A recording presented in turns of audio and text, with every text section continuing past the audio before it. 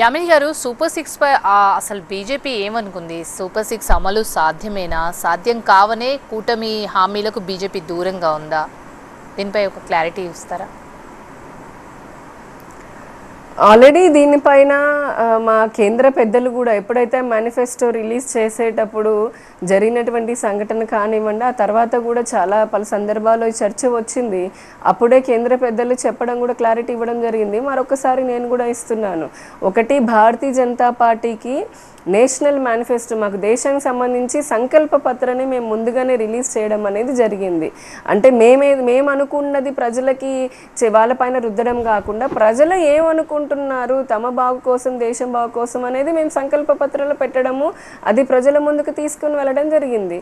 రెండోది, అసెంబ్లీ ఎన్నికలు ఉన్న చోట అంటే భారతీయ జనతా పార్టీ డైరెక్ట్గా ఎక్కడైతే పోటీ చేస్తూ ఉందో అంటే రాష్ట్రాల్లో, అక్కడ కొంచెం అక్కడ ఉన్నటువంటి రాష్ట్రానికి సంబంధించిన సమస్యలు, ఆశయాలు, సంకల్పాన్ని కలిపి దాంట్లోనే ఇవ్వడం జరిగింది.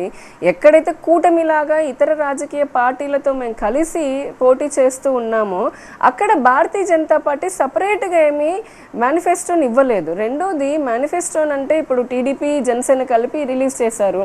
ఎందుకంటే వాళ్ళు రీజనల్గా అంటే ఇక్కడ ఉన్నటువంటి స్థానికంగా ఈ రాష్ట్రానికి కావాల్సినటువంటివి ఏవైతే సమస్యలు ఉన్నాయో లేదా అభివృద్ధికి సూచికలు కావాలో అవి వారు పొందుపరిచారు. అలాగే కేంద్రం వైపు నుంచి కూడా నేషనల్ పార్టీ లాగా దేశ ప్రజల ఆకాంక్షలు నెరవేర్చడంతో పాటు అందులో భాగంగా ఈ రాష్ట్రానికి, రాష్ట్ర ప్రజలకి రైట్ఫుల్గా రావాల్సినటువంటి ఆ share of development and welfare ఏదైతే ఉందో అది డెలివరీ చేస్తామని మేము ఆల్రెడీ మా సంకల్ప పత్ర ద్వారా చెప్పాము. కాబట్టి ఈ రెండు మొత్తం టుగెదర్ కలిపి ఇక్కడ రాష్ట్రంలో ప్రజలకి అభివృద్ధి చేయడంలో కూటమి కట్టుబడి ఉంది.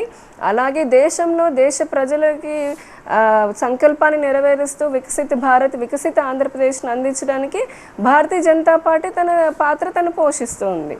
ఇందులో అంత క్లియర్గా ఉంది. ఆ ప్రజలందరికీ కూడా క్లారిటీ వచ్చింది. దీంట్లో మనం కన్ఫ్యూజ్ అవ్వాల్సిందైతే ఏమీ లేదనుకుంటున్నాను.